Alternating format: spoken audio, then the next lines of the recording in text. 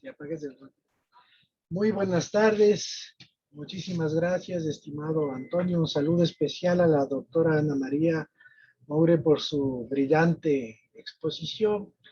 Mi tema está íntimamente relacionado también con la agenda y para eso me voy a permitir iniciar la misma, ¿no? Voy a compartir la pantalla, mi presentación. Por favor, si me indican, se está compartiendo, por favor. Entiendo que sí está compartiendo. Sí, muchas gracias. Bueno, el tema es de esta investigación, de esta ponencia, es desaprender de Occidente y reaprender del Sur, el cambio de paradigma en el Ecuador. Para esto es importante que nosotros revisemos, bueno, las palabras claves: desaprender, reaprender, suma causai, buen vivir e indígena. Es lo que vamos nosotros a revisar en esta conferencia. En sí, el resumen es que nosotros hemos aprendido de Occidente, ¿no es cierto? Estamos hablando de la historia actual de América Latina, ¿no es cierto? Aprendemos desde el descubrimiento de América.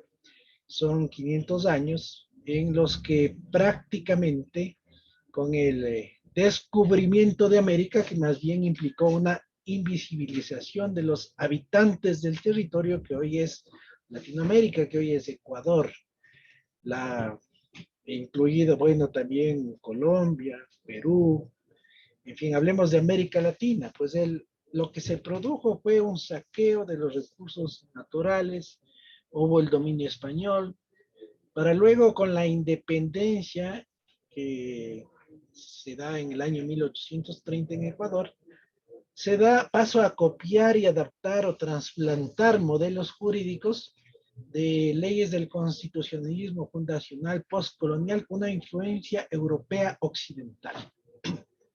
En América Latina se hacen constituciones, pero estas constituciones pues son copias, son trasplantes jurídicos, son adaptadas de Occidente. En los últimos años en América Latina, en Ecuador, en Venezuela, en Bolivia, existe una innovación una reaparición de los derechos y más que nada de la naturaleza, ¿no es cierto? Para nosotros poder entender un poquito esto. ¿Qué es lo que ha pasado en el mundo, no es cierto? Lo que pasa es que nosotros cuando nacimos, al menos en Latinoamérica, pues en estos años o en los últimos años, pues nosotros tenemos la influencia directa de nuestros padres y de lo que aprendemos en la escuela, lo que aprendemos en el colegio, lo que aprendemos en la universidad, incluso hasta el tema religioso, es impuesto prácticamente por nuestros padres, por la sociedad en la que vivimos, por el lugar en donde estamos. Entonces, por eso nosotros podemos ver en este cuadro, ¿no es cierto?, donde hay este derecho civil, ¿no es cierto? Este derecho, si ustedes ven, está en Europa, está en Sudamérica, en Norteamérica tienen el otro sistema Common Law, y también en Inglaterra, en Oceanía, y bueno, tenemos que en el derecho consuetudinario también, derecho musulmán que está en Medio Oriente, y tenemos los sistemas mixtos. Entonces, ¿qué quiere decir? Que si nosotros nacimos tal vez en Medio Oriente, pues seremos o hubiéramos crecido con la religión musulmán y seríamos musulmanes y tendríamos una influencia del derecho musulmán, ¿no es cierto? Pero esto, ¿qué es lo que pasa? ¿Qué es lo que ocurre en América Latina?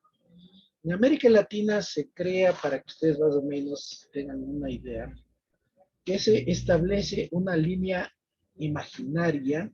Entonces hablemos desde la mitad del mundo que tenemos, América Latina, África, ¿no es cierto?, que está en la parte baja del mundo, y en el norte tenemos a Europa.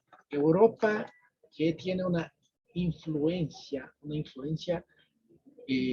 muy importante en América Latina respecto de la imposición del derecho, ¿cierto? Nosotros tenemos una imposición, se da a partir del descubrimiento de América, con la invisibilización de los derechos de los o de las personas que habitan en América.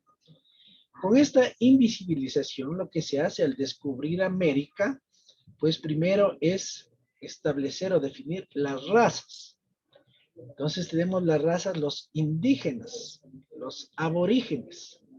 Incluso se llegó hasta determinar si es que los aborígenes o los indígenas tenían alma, tenían, eran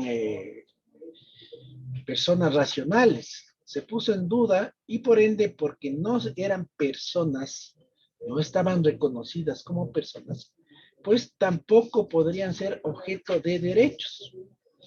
Entonces fueron invisibilizados, fueron explotados, fueron obligados a trabajar sin una remuneración. Y así como no tenían o no se concebía que tengan derechos, ¿no es cierto? Entonces, a su vez, lo que todas sus costumbres, todas sus tradiciones, todos sus conocimientos ancestrales, toda su tecnología fueron desconocidas. Es tanto así que nosotros conocemos, recordemos, en Norteamérica lo que sucedió fue la mayor masacre de los pueblos originarios de Norteamérica. Fueron asesinados, fueron eliminados y se impone el derecho común, ¿cierto? El común law. En América Latina lo que sucede es una imposición, digamos, ¿no es cierto? Incluso hasta religiosa. Recordemos que también hubo una influencia del catolicismo para la imposición de la religión católica como un modo también de sometimiento a los pueblos originarios, a los pueblos indígenas. Hubo la explotación de América Latina, la explotación de recursos naturales. Eso sí nosotros lo vemos hasta ahora. América está considerado como América Latina o el patio trasero de Norteamérica y que son quienes son los que encargados de proveer de recursos naturales, ¿no es cierto? Es lo que vemos.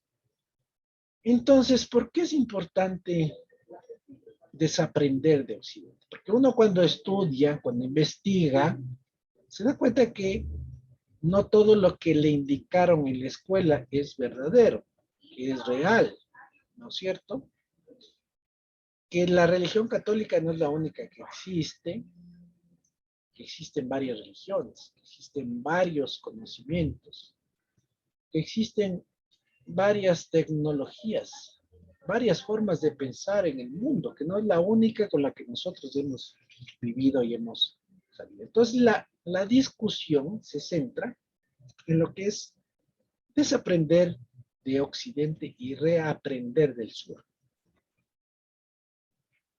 No toda la historia y conocimiento se encuentran escritos en América Latina, ni todos los conocimientos que nos imparten en la educación primaria y secundaria recibimos de lo que la realidad, sino más bien es un reflejo de una etapa, de una época en la historia de la sociedad en la que vivimos.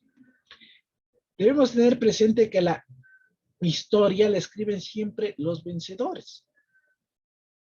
No la escriben las personas que fueron sometidas, ¿no es cierto? En este caso, los indígenas de América Latina, pues no se les permitía acceder a la educación, peor aún poder escribir, ¿no es cierto? O tener hechos históricos. La colonialidad empieza con la conquista de América, en la que se crea la categoría de indio, salvaje, primitivo, sin alma, a diferencia del europeo, que es ser civilizado, la colonialidad, del saber tiene que ver con la sobrevaloración de una forma de conocer, el racionalismo científico, la investigación, la negación de otras formas de conocimiento relacionadas con lo espiritual, lo mítico y con otras manifestaciones de la experiencia humana. Entonces, ¿qué es lo que pasa? Si ustedes recuerdan también en pueblos antiguos, han tenido una relación conjunta con la naturaleza, han tenido una relación que ha permitido una, una relación pacífica, ¿no es cierto? Porque el hombre es parte de la naturaleza, ¿no es cierto? Entonces, ¿dónde surge el problema? El problema que surge es cuando con la religión, que no quiero meterme mucho en la religión, pero con la religión católica se deja de lado el tema de que el hombre es parte de la naturaleza, sino más bien se define al hombre como parte del Dios que creador del cielo y de la tierra y del universo. Entonces, como un ente superior a la naturaleza, no como parte de la naturaleza. Entonces, esto es el problema que, que ocurre o que se da en América Latina. Por la colonialidad se reforzó la idea de que el ser humano no es animal ni naturaleza. Los indígenas no existían. No existe el derecho indígena, y peor aún, derechos humanos. No había derechos humanos. El pensamiento occidental moderno es un pensamiento abismal. Este consiste en un sistema de distinciones visibles e invisibles. Las invisibles constituyen el fundamento de las visibles. Las distinciones invisibles son establecidas a través de líneas radicales que dividen la realidad social en dos universos. El universo de este lado de la línea, está acá arriba, tenemos Europa, ¿no es cierto?, América del Norte, y el otro universo que tenemos en la parte del otro lado de la línea.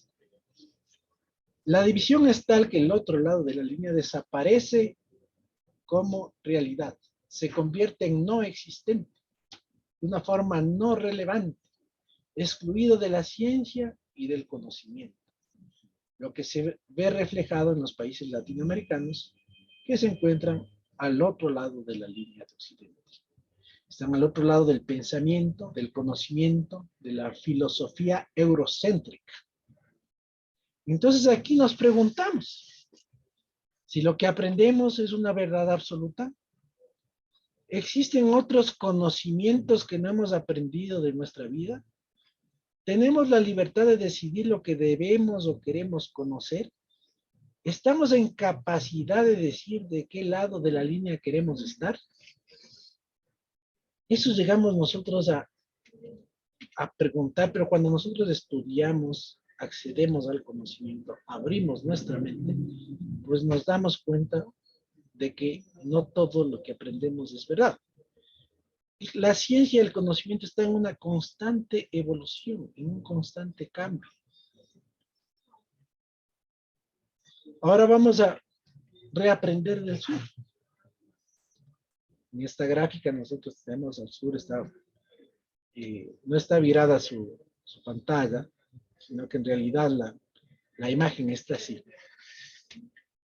¿Es por qué? Porque debemos cambiar nuestra mentalidad y pensar de modo diferente. Para empezar, los seres humanos no podemos vivir sin naturaleza. Los humanos somos parte del gran universo. Seguimos el proceso de la evolución de las grandes civilizaciones humanas. Porque como vemos, en la historia anterior ha habido otras civilizaciones que se han impuesto, como la egipcia, por ejemplo. Entonces vemos que ya existía una civilización anterior y con el transcurso del tiempo se han ido imponiendo, se han ido desarrollando en el transcurso de la historia.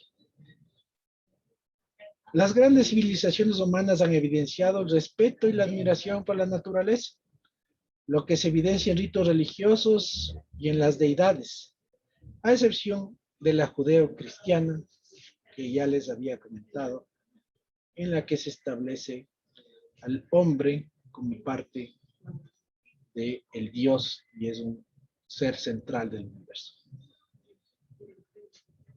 Primero lo que debemos hacer es reconocer que lo que hemos aprendido no es la verdad absoluta. Cada vez que conocemos algo nuevo, nos damos cuenta que el conocimiento y la ciencia están en constante cambio, en constante evolución, que debemos mirarnos como parte del universo, de la naturaleza, parte de América del Sur. Debemos revisar nuestras raíces, la historia que no está escrita, la que desconocemos, la que no queremos ver. Desde el descubrimiento de América hasta finales del siglo XX, los derechos de los indígenas, afrodescendientes y minorías étnicas estuvieron ocultos e invisibilizados por más de 400 años.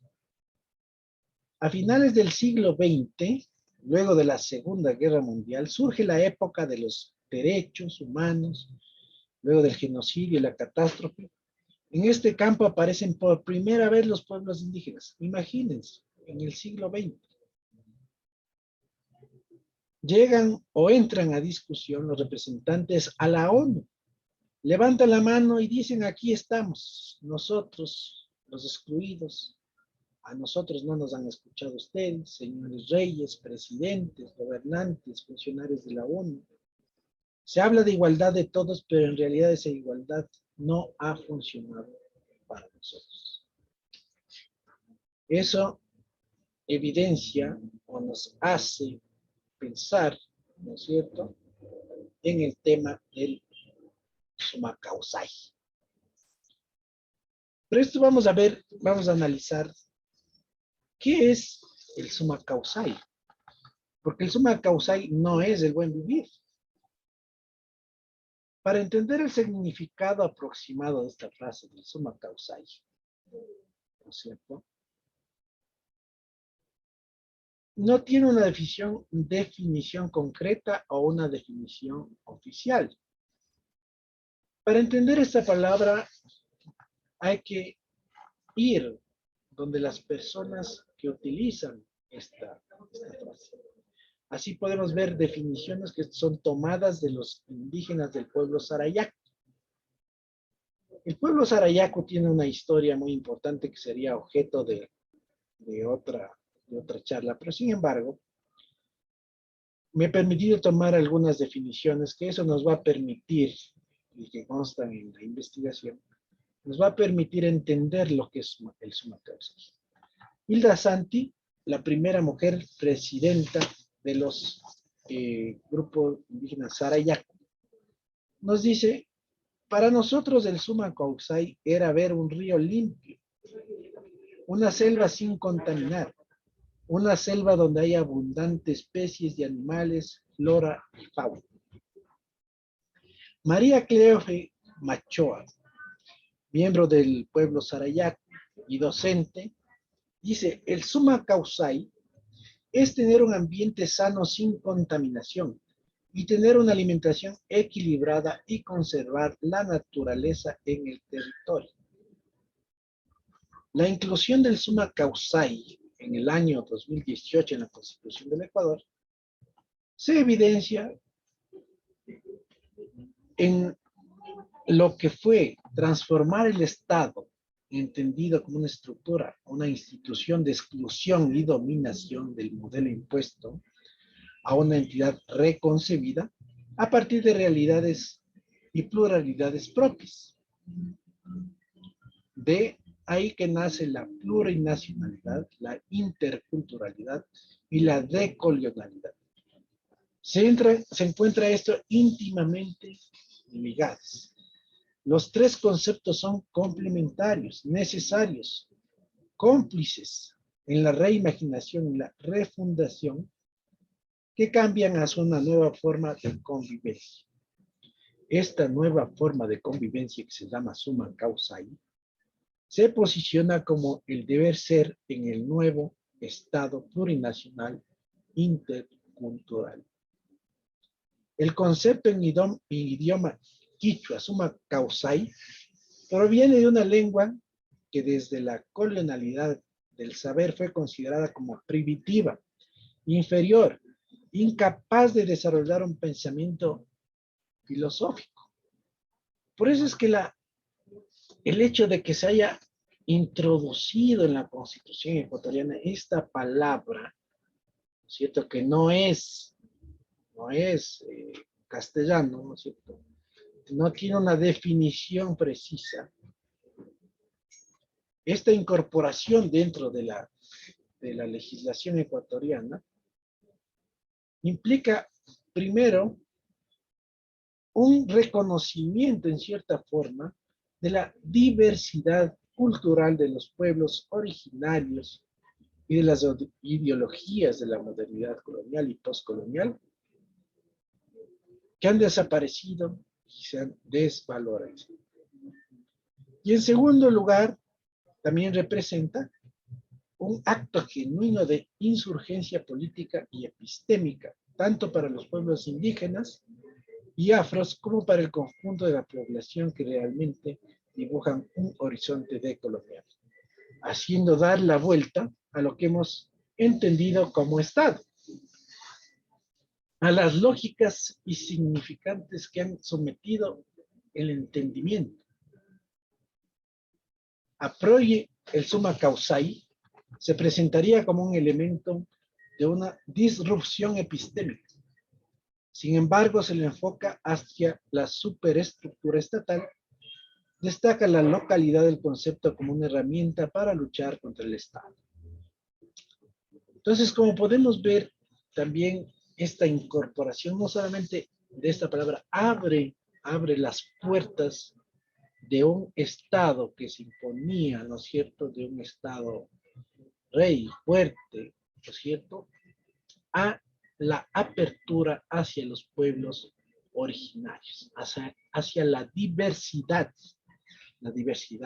cultural, la plurinacionalidad. ¿Sí? Que somos diferentes, pero formamos parte de un Estado de derechos y justicia. Ese también es otro cambio muy importante. Ya no es un Estado de derecho, donde prima o prevalece la ley, sino un Estado de derechos del Ecuador. Un Estado de derechos y justicia, donde prevalece la justicia sobre la ley, sobre el derecho. Entonces es una evolución, es un cambio de paradigma, ¿no es cierto?, en la que dejamos de copiar la imposición de Occidente y se crea o se impone una nueva constitución, ya no es tan nueva porque es la que más ha durado hasta ahora en el Ecuador, desde el año 2008, en la que se da paso a esto tan importante. En realidad lo que sucedió con esta constitución fue transformar el Estado entendido como una estructura, institución de exclusión y dominación, de modelo impuesta a una entidad reconcebida a partir de realidades y pluralidades propias.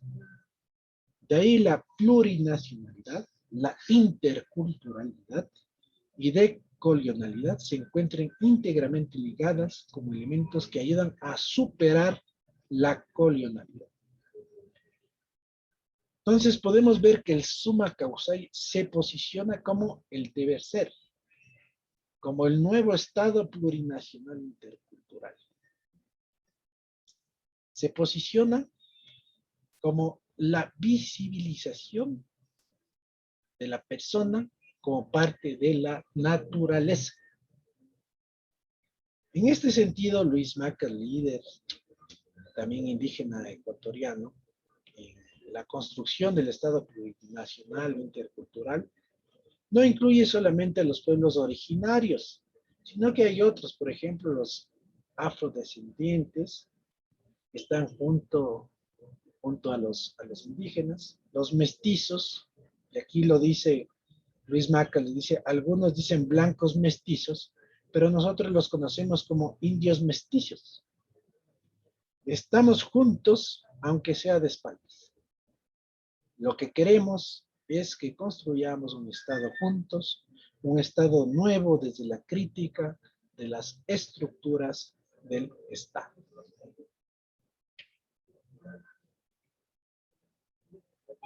¿Qué es lo que se centra este Summa Causae?